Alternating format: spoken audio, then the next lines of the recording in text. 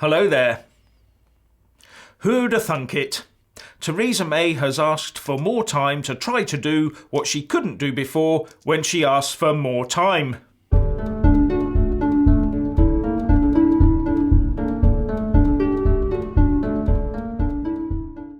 Well, there's a surprise not. Theresa May, our esteemed Prime Minister, has gone to the House of Commons and told our MPs that she needs more time to try and get a legally binding change to the Irish border backstop protocol in the Withdrawal Agreement. Why she just can't tell the EU that the backstop is illegal under all manner of laws, including EU law, I just don't know. Has she not asked the Attorney General about this? Anyway, the good news for Brexiteers is that she's put off any voting in the House on it for 2 weeks, until Tuesday the 26th of February, for now. Then MPs are being told that if she comes back empty-handed, they can have non-binding votes on it during business on the following day. Like telling children to go into the next room, be quiet and play with their toys, isn't it? Right now we have just 45 days to go to Brexit Day.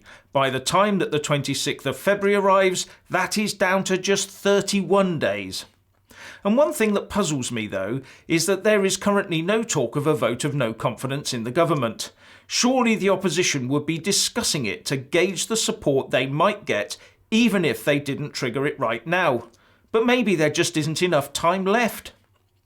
Anyway, while Mrs May is talking to UK politicians about getting the Eurocrats to agree to change the Irish border backstop arrangements, Brussels is adamant in its refusal to do so. Further, we now only have 27 normal parliamentary working days until we exit the EU. And by the time that the 26th of February gets here, that will be just 19 working days to sort out the required statutes, if they had a deal on which to work, which is highly questionable at the moment. Now, even if they started working fully on Fridays and weekends, that would only give them 30 days from February the 26th to get everything done, deal or no deal. Everyone's telling the Prime Minister that more time is needed, so she should go and get an extension to Article 50.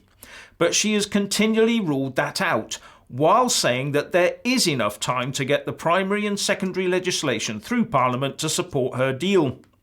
Even though the Leader of the Commons, Andrea Leadsom, has said that we might get to the final few days prior to exit day before Theresa May is able to secure her amendments to the backstop. So, assuming she is not extending or revoking Article 50, another legal mechanism must have been found to maintain the status quo until the laws were sorted in the UK and the EU Parliament had voted through anything they need before the 18th of April when they shut down before the EU MEP elections. Now, one viewer did forward me a link to an article by Philip Allott of the University of Cambridge called Article 50 is flawed. Could the ECJ extend the 2-year withdrawal period?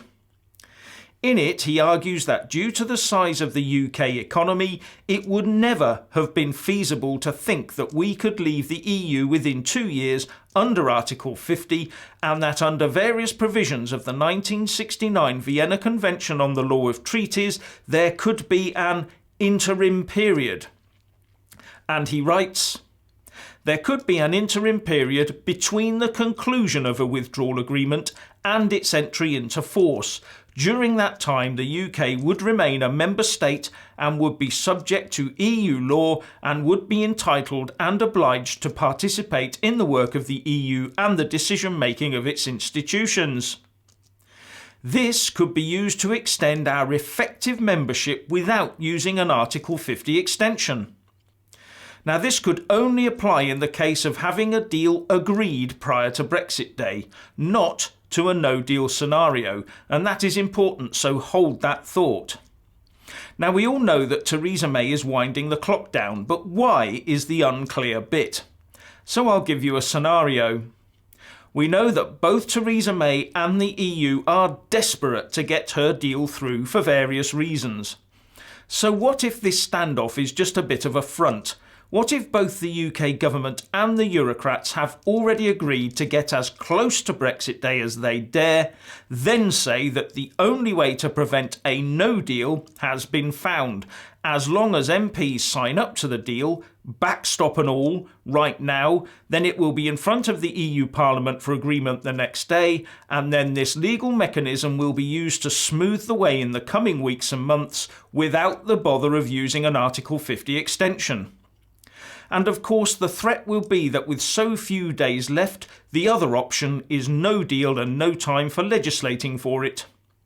We have time for the deal, she'll say, but not for no deal.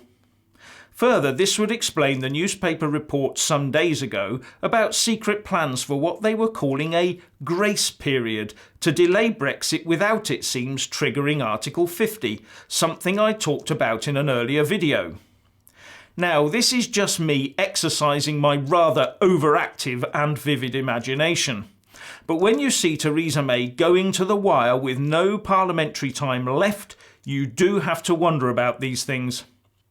Anyway, please let us all know what you think by leaving a comment below, and thank you for watching.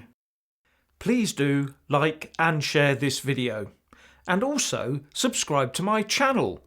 And when subscribing, please do remember to press on the little bell next to the subscribe button. That way you'll get an alert every single time I put up a new video. Thank you very much for watching.